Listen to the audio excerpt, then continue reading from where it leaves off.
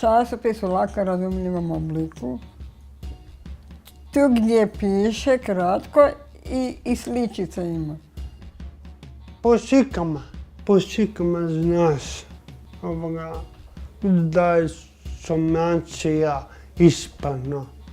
Ako nema šika, onda teško ti je masiju shvatiti.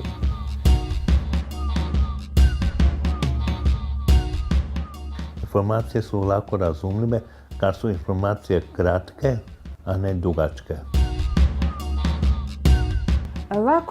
Lako razumljive informacije su stvari koje možemo lako razumjeti. To je napisano da mi razumemo. Naš časopis je Glas samozastupnika, a časopis pišemo mi samozastupnici.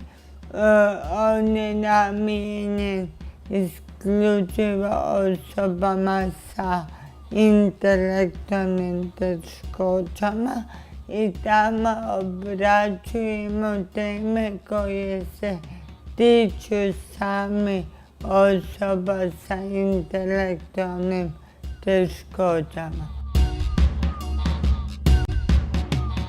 Glas samozastupnika izlazi već 2,5 godine. 4 puta godišnje. Časopis izdajemo 500 primjeraka i šaljemo našim kolegama, to jest našim grupama po cijeloj Hrvatskoj.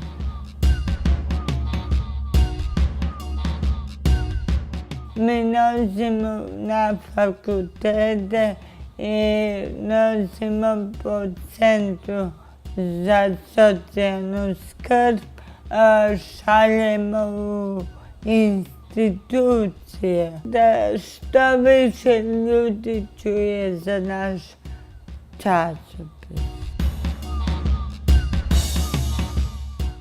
Osim časopisa, naša udruga još i piše brošure u lako razumljivom obliku. Te brošure su isključivo o pravima osoba sa intelektualnim teškoćama, kako bi mi samozastupnici se upoznali sa svojim pravima.